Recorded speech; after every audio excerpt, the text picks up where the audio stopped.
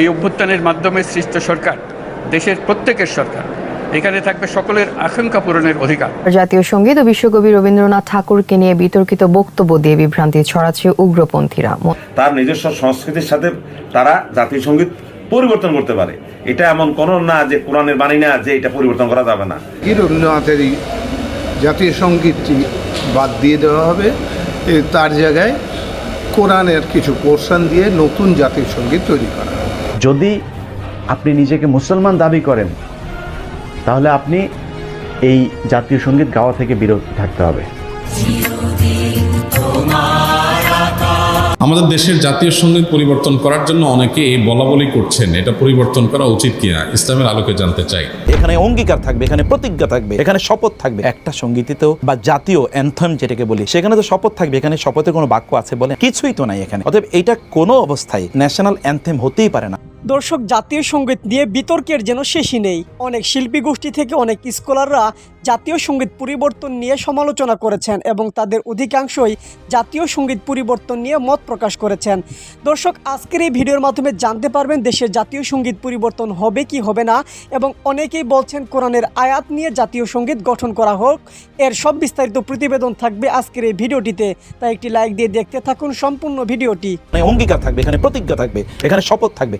একটা সঙ্গীতেও বা জাতীয় অ্যানথেম যেটাকে বলি সেখানে তো শপথ থাকবে, এখানে শপথের কোনো বাক্য আছে বলেন কিছুই তো নাই এখানে। অতএব এটা কোনো অবস্থায় একটা দেশের ন্যাশনাল অ্যানথেম হতেই পারে না, জাতীয় সঙ্গীত হতেই পারে না। মানে রবীন্দ্রনাথ ঠাকুর মূলত তার এই আমার সোনার বাংলা এই যে সঙ্গীতটি তিনি নিয়ে এসেছেন, এই সঙ্গীতটি মূলত তৎকালীন একজন বিখ্যাত বাউল শিল্পী যার নাম গগন হরকারার। গগন হরকারের তার একটা গান আছে, আমি কোথায় পাবো তারে আমার মনের মানুষ জেরে, আমি কোথায় পাবো তারে আমার মনের মানুষ জেরে। এই গানের সুর নকল করে তিনি এই কবিতা রচনা করেছেন এবং গীতটি তিনি তৈরি করেছেন। আমি কোথায় পাবো তারে আমার সোনার বাংলা, আমার মনের মানুষ জেরে, আমি তোমায় ভালোবাসি। আসসালামু আলাইকুম রহমতুল্লাহ বারাকাতুহু। বাংলাদেশের জাতীয় সঙ্গীত ন্যাশনাল অ্যানথেম এটি নিয়ে নতুন করে বিতর্ক তৈরি হয়েছে। আসলে বিতর্কটি নতুন নয়, অনেক আগে বহুবারই বিতর্ক তৈরি হয়েছিল। অনেকেই এটি নিয়ে তুমুল তর্ক করেছেন এবং তারা তাদের বক্তব্য তুলে ধরেছেন, আলাপ তুলেছেন, ন্যারেটিভ ছিল এখানে। আবার নতুন করে যেহেতু আলোচনাটি এসেছে আপনাদের সামনে আমরা বিষয়টি স্পষ্ট করতে চাই। আমরা ন্যাশনাল অ্যানথেম অর্থাৎ জাতীয় সঙ্গীত নিয়ে আমার সোনার বাংলা আমি তোমায় ভালোবাসি এটিকে নিয়ে আমরা যেই বিতর্ক বর্তমানে দেখতে পাচ্ছি তাতে একটি পক্ষ সঙ্গীতের পক্ষে এবং তারা বলছেন এটি আমাদের ঐতিহ্য, আমরা গত স্বাধীনতা থেকে শুরু করে আমরা আজ পর্যন্ত এটাকে গেয়ে আসছি, এর সাথে আমাদের ভালোবাসা জড়িত, এটি আমাদের মুখে লেগে আছে, এটি আমাদের আবেগ ইত্যকার অনেক কিছু। আবার অন্যদিকে যারা আছেন তারা বলছেন যে না, আমরা 2024-এর যে গণবিপ্লব দেখেছি এরপরে তো আমরা সব কিছু পরিবর্তন করছি, অতএব এটিও আমাদের পরিবর্তন করতে হবে। সেক্ষেত্রে তাদের অনেক যুক্তি রয়েছে, আমরা বিষয়টি একটু পর্যালোচনা করতে চাই।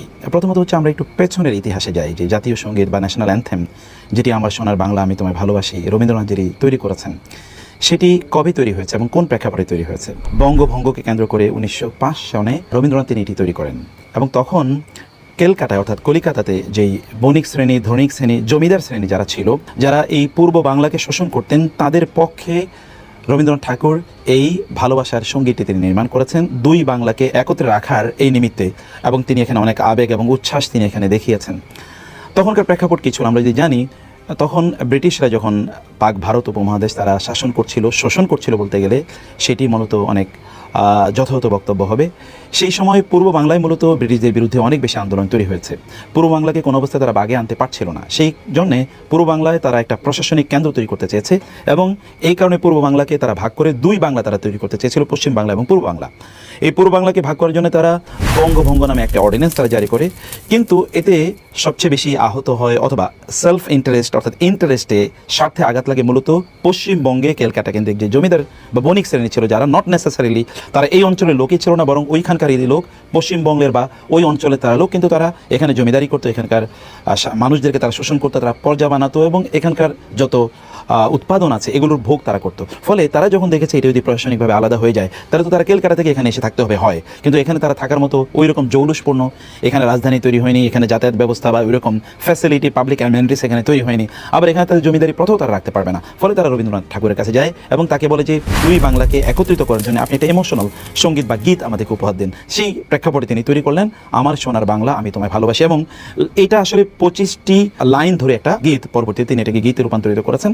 সেই 25টি লাইনের অর্ধেক প্রায় পরবর্তীতে বাংলার বা বাংলাদেশের জাতীয় সঙ্গীত হিসেবে পরবর্তীতে নেওয়া হয়েছে, এবং এটা 1972 সনে, এমনকি 1971 সনে যে যুদ্ধ হয় সেই যুদ্ধেও কিন্তু এটা আমাদের মৌলিক আমাদের লিটারেচার অথবা আমাদের জাতীয় প্রতীক হিসেবে এটা কোথাও প্রতিভাত হয়নি। পরবর্তীতে 1972 যখন যৌথ বাহিনী অর্থাৎ বাংলাদেশ, বর্তমান বাংলাদেশ এবং তৎকালীন ভারতের যেই যৌথ বাহিনী যুদ্ধ করেছিল তাদের মাধ্যমে মূলত চাপিয়ে দেওয়া হয়েছে বাংলাদেশিদের উপর এই সঙ্গীতটি। এবং দেখুন, কারণ এটি তো 1905 তৈরি হয়েছে এবং তৎকালীন একটা প্রেক্ষাপটে তৈরি হয়েছে, বরং এই অঞ্চলের মানুষের স্বার্থের বিরুদ্ধে এটি তৈরি হয়েছে। সে কারণে এটাতে কোনো বাংলাদেশের শব্দটা পর্যন্ত এখানে উল্লেখ নেই। এটি দেশের জাতীয় সঙ্গীত হবে, সেখানে কি সেই দেশের নাম উল্লেখ থাকবে না? আপনি পৃথিবীর অন্যান্য দেশের জাতীয় সঙ্গীতগুলো দেখেন তো, সেখানে কি এই দেশের নাম নাই? অবশ্যই নাম আছে, থাকবে না? আমার দেশের জাতীয় সঙ্গীত, আমার দেশের নাম তো এখানে থাকবে। আবার একটা জাতীয় সঙ্গীতে থাকে কি, যদি আমরা সেই বিষয়টি দেখি তাহলে দেখবো এখানে মৌলিক সবগুলো জিনিস এখানে অনুপস্থিত। মানে এখানে কেবল আছে আমার সোনার বাংলা, এই গোটা গানটাতে আছে এখানকার প্রকৃতির কথা, এখানকার মাটির কথা, অথবা এখানকার যদি গাছগাছালির কথা, এখানকার পাখালির কথা, ইত্যকার ছাড়ার কোনো কিছুই নাই। এখানকার কাদামাটির কথা আছে, মেঠোপথের কথা আছে, এর বাইরে কোনো বক্তব্য এখানে নাই। কিন্তু একটা ন্যাশনাল অ্যান্থেমে অর্থাৎ একটা জাতীয় সঙ্গীতে কি থাকে আসলে? জাতীয় সঙ্গীতে সেখানে থাকে, সেখানে প্রত্যেকে উজ্জীবিত করতে ইস্যু থাকে, সেখানে ঘুমন্ত জাতিকে সেখানে জাগ্রত করতে হয়। কিন্তু এই সঙ্গীতের দিকে যদি আমরা তাকাই তাহলে দেখবো যে এটা শোনার পর মানুষের ঘুম আসে। তো আমরা কি জাতিকে ঘুমিয়ে রাখতে চাই? আসলে ঘুমিয়ে রাখতে চেয়েছে একদল লোক, চেতনাবাজরা, যারা এখন চেতনার কথা বলেন এবং চেতনার কথা বলে তারা এটাকে পরিবর্তন করতে হবে, সবই কি পরিবর্তন করে দিতে হবে কিনা, এই ধোঁয়া যারা তুলছেন তারা কিন্তু চেতনার এই দাবি তুলে আমাদেরকে কোথায় নিয়ে পৌঁছেছেন। আমরা দেখি এই যে গত 50 বছর ধরে চেতনার বাণী আমাদেরকে শুনিয়ে গোটা জাতিকে কত ভাগে বিভক্ত করা হয়েছে, এবং এখানে আরও কত কিছু হয়েছে। যদি আমরা এখানকার তালিকার দিকে তাকাই তাহলে এখানে দেখবো পিলখানা হত্যাকাণ্ড হয়েছে, এখানে গুম হয়েছে, খুন হয়েছে, টাকা পাচার হয়েছে, লক্ষ লক্ষ কোটি টাকা পাচার হয়েছে, এখানে আয়নাঘর তৈরি হয়েছে, 7 খুন তৈরি হয়েছে, দুর্নীতি তৈরি হয়েছে, ব্যাংক টাকাতি লুটতরাজ তৈরি হয়েছে, শাপলা চত্বরে মুসলমানদের সেখানে রক্ত গঙ্গা বসিয়ে দেওয়া হয়েছে, মসজিদে ঢুকে মানুষকে হত্যা করা হয়েছে, বাসার ভিতরে সাংবাদিককে হত্যা করা হয়েছে, সকল মন্ত্রণালয়কে দলীয়করণ করা হয়েছে, বর্ডার গার্ড একেবারে উন্মুক্ত করা হয়েছে, সেখানে ভিন দেশের কাছে আমাদের দাসত্ব তৈরি করা হয়েছে, এমন অসংখ্য চুক্তি করা হয়েছে যেগুলো আমাদের গোটা স্বার্থ এবং স্বাধীনতার বিরোধী, আমাদের সার্বভৌমত্বের বিরোধী। সেই বিষয়টি দেখেছি আমরা। এখানে শিক্ষা ব্যবস্থাকে ধ্বংস করা হয়েছে, চিকিৎসা ব্যবস্থাকে পাশের দেশের হাতে তুলে দেওয়া হয়েছে, মানুষের সাধারণ যে মৌলিক অধিকার সেগুলোকে কেড়ে নেওয়া হয়েছে মানুষের কাছ থেকে, দেশের জনগণকে অবমূল্যায়ন করা হয়েছে, নিরীহ ছাত্রছাত্রীদের উপর আক্রমণ করা হয়েছে, আবরারকে হত্যা করা হয়েছে, প্রশ্নপত্র ফাঁস হয়েছে, এরকম অসংখ্য ঘটনা হয়েছে। এই চেতনাবাজরা তখন কোথায় ছিল? এরকম চেতনায় তখন তাদের আঘাতও লাগেনি, তখন তার এই বক্তব্য তুলেনি, বরং এখন যখন নতুন করে সব কিছুই পরিবর্তনের প্রশ্ন উঠেছে এবং অন্যতম গুরুত্বপূর্ণ একটি বিষয় তা হলো জাতীয় সঙ্গীত, তখন তারা এই কথা বলে। আমরা 2 নম্বর এখানে যে বিষয়টি বলতে চাই তাহলে যে এখানে আমরা তো বলেছি চেতনার সত্যিকার অর্থে যে চেতনার কথা বলছি, চেতনা এখানে একেবারেই নাই। আমাদের স্বাধীনতার বক্তব্য কি এখানে আছে বলেন? এবং আমাদের দেশকে রক্ষা করতে হবে, দেশের সার্বভৌমত্ব রক্ষা করতে হবে, এরকম কোনো কথা আছে? আপনি যদি এমনকি ফ্রান্সের যদি আপনি তাদের জাতীয় সঙ্গীতের দিকে তাকান তাহলে দেখবেন যে বলা হয়েছে যে নাগরিকরা তোমরা সৈনিকের মতো করে প্রস্তুত হও, তোমাদের দেশকে বেনিয়ারা যেন বা অন্যরা যেন দখল করে নিয়ে যেতে না পারে, তোমাদের ইয়েতে যেন তোমাদের ভূমিতে যেন ওদের রক্ত ঝরে, এরকম বিভিন্ন ধরনের কথাবার্তা বলা হচ্ছে। এমনকি আপনি যদি তুরস্কের জাতীয় সঙ্গীতের দিকে তাকান তাহলে দেখবেন যে সেখানে তারা বলেছে এমন বক্তব্য যে রক্ত টকবক করে ওঠার মতো। এমনকি পার্শ্ববর্তী ভারতের যদি আপনি জাতীয় সঙ্গীতের দিকে তাকান তাহলে দেখবেন যে ঘুমন্ত মানুষ জাগ্রত হয়ে উঠতে হয়, অর্থাৎ তার রক্তকণিকাগুলো তখন প্রবাহিত হতে শুরু করে, তার মধ্যে তখন মানে উজ্জীবন আকাঙ্ক্ষা আসে, মৃত মানুষ জীবিত হয়ে যাবে, এরকম পর্যন্ত অবস্থা সেখানে আছে। আর আমাদের ঘুম পাড়ানির গল্পের মতো করে আমাদেরকে জাতীয় সঙ্গীত দেওয়া হয়েছে। তাহলে এটা কি প্রশ্নবিদ্ধ না? এর চেয়ে আরও মৌলিক একটা প্রশ্নের জায়গা আছে যে আলাপটি অবশ্যই তোলা দরকার, তাহলে যে এখানে নৈতিকতার একটা বড় প্রশ্ন আছে। মানে রবীন্দ্রনাথ ঠাকুর মূলত তার এই আমার সোনার বাংলা এই যে সঙ্গীতটি তিনি নিয়ে এসেছেন, সঙ্গীতটি তিনি তৈরি করেছেন, এই সঙ্গীতটি মূলত তৎকালীন একজন বিখ্যাত বাউল শিল্পী যার নাম গগন হরকারার।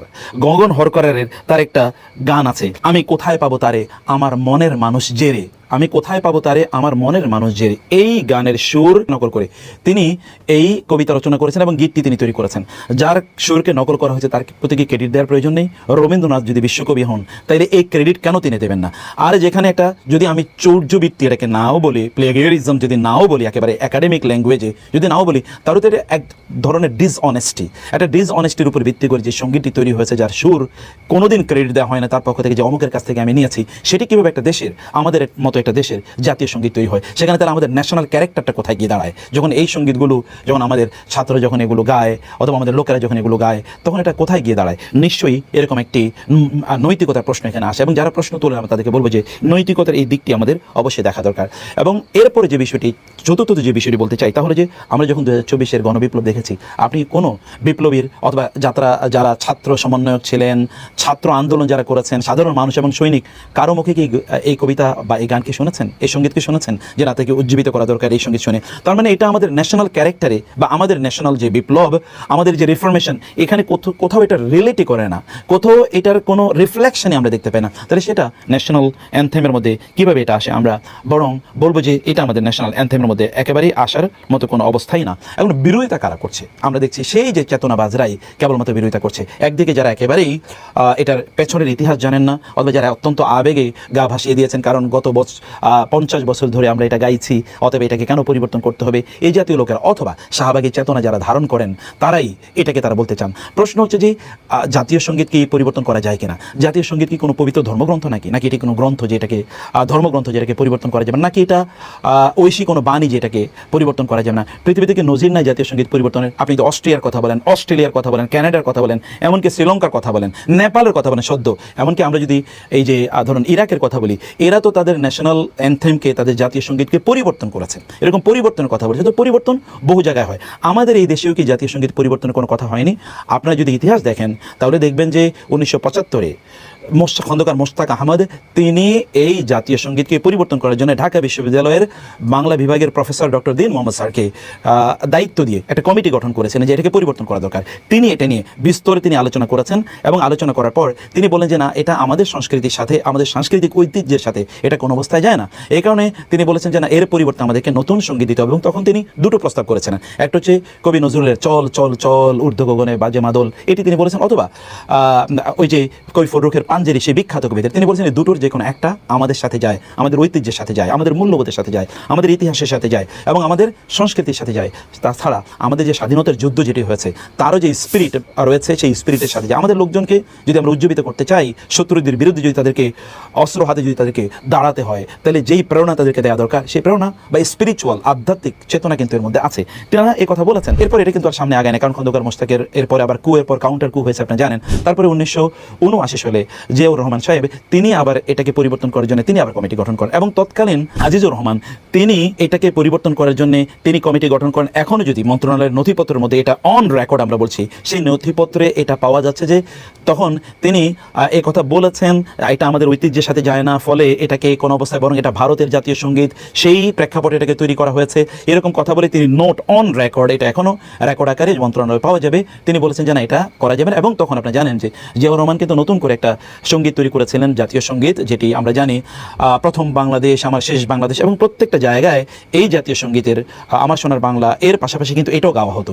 কিন্তু আনফর্চুনেটলি যখন 1981-তে জিয়াউর রহমান সাহেব যখন একটা কুয়ের মাধ্যমে তিনি যখন নিহত হন, এরপরে এই ইস্যুটি আবার ধামাচাপা পড়ে যায়।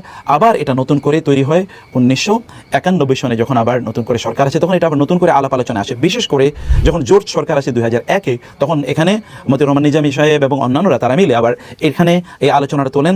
তারা এটা তৎকালীন প্রধানমন্ত্রীর কাছে তারা পাঠান যে এটাকে পরিবর্তন করতে হবে, কারণ আমাদের স্পিরিটের সাথে যায় না, এবং এটা নিয়ে বিস্তর আলাপ আলোচনা হয়, সেটা নিয়ে বিভিন্ন মন্ত্রণালয়ে এটা পাঠানো হয়। সর্বশেষ সিদ্ধান্ত যখন নেবে, তখনই আবার অন্যান্য প্রায়োরিটি তাদের কাছে চলে আসে, তারা ওই বিষয়টি সম্পাদন করতে পারেনি। তার মানে আমরা বলছি যে নতুন কোন আলাপ। আজকে আমার আলোচনার বিষয়টা হলো জাতীয় সঙ্গীত, দেশের নাম, পতাকা, রাজধানী এবং মানচিত্র পরিবর্তন করা যায় কিনা। প্রথমে একটা কথা বলি, একটা দেশে দীর্ঘদিন একটা জাতীয় সঙ্গীত আছে, পরবর্তীকালে যদি জনগণ মনে করে অবস্থার কারণে বাংলাদেশের যে সংস্কৃতি বা বিশ্বের যে কোনো দেশের তার নিজস্ব সংস্কৃতির সাথে তারা জাতীয় সঙ্গীত পরিবর্তন করতে পারে, এটা এমন কোনো না যে কোরআনের বাণী না যে এটা পরিবর্তন করা যাবে না, জাতীয় সঙ্গীত পরিবর্তন করা যায়। আবার যদি আমরা মনে করি বাংলাদেশের নামকে পরিবর্তন করা যায়, যদি প্রয়োজন হয়, যদি যুক্তিসঙ্গত কারণ থাকে, তাহলে একটা দেশের নাম পরিবর্তন করা যায়।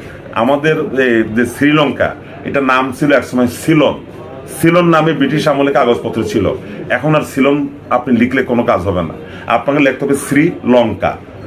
আসেন আপনি আমাদের পার্শ্ববর্তী রাষ্ট্র ভার্মা, ভার্মা বর্তমান নাম হলো মায়ানমার, কিন্তু একটা সময় দেশের নাম ছিল ভার্মা। এইরকম আপনি অসংখ্য দেশ পাবেন, খুঁজলে অনেক পাবেন। এবার আসেন আপনি পতাকা, হ্যাঁ, একটা দেশের পতাকা পরিবর্তন হতে পারে অবস্থার প্রেক্ষিতে। বিশ্বের বহু দেশে পতাকার রং পরিবর্তন করা হয়েছে। এখন আমরা যদি বলছেন না 71 সালে যেটা আছে এটাই রাখতে হবে, এটাও ভাই কথা না। যদি যুক্তিসঙ্গত কারণ থাকে তাহলে বাংলাদেশের পতাকার রং পরিবর্তন। দর্শক, সময়ের কালক্রমে বিশ্বের অনেক দেশে জাতীয় সঙ্গীত থেকে শুরু করে তাদের জাতীয় পতাকাও পরিবর্তিত হয়েছে। বাংলাদেশ সরকারের পতনের পর দেশে অনেক কিছুর পরিবর্তনের সাথে সাথে জাতীয় সঙ্গীত পরিবর্তনের হিড়িক উঠেছে। অনেকেই অনেকভাবে মত দিচ্ছেন। আসলে জাতীয় সঙ্গীত এটি নকল করা হয়েছে এবং রবীন্দ্রনাথ ঠাকুর বঙ্গভঙ্গ রোধের জন্য এই সঙ্গীতটি রচনা করেছিলেন, যেটা আমাদের এই বাংলাদেশের সাথে কোনো সম্পৃক্ততা নেই। অনেকেই বলছেন যে এটি স্বাধীনতার পর থেকে আমরা গেয়ে যাচ্ছি এবং এর প্রতি আমাদের একটা মায়া তৈরি হয়ে গিয়েছে, তাই অনেকেই বলছে এটা পরিবর্তন ঠিক হবে না। আর আমাদের এই জাতীয় সঙ্গীতে বাংলাদেশের ইতিহাস বা বাঙালি সভ্যতা নিয়ে কোনো কথা নেই, যেটা আমাদের সংস্কৃতিকে ধারণ করে না। তাই এরূপ একটি সঙ্গীত পরিবর্তনে আপনি কতটুকু সমর্থন করবেন তা আমাদের কমেন্ট বক্সে জানিয়ে দিবেন। দর্শক, প্রতিনিয়ত এমন ভিডিও পেতে আমাদের চ্যানেলটি সাবস্ক্রাইব করে রাখুন। ধন্যবাদ।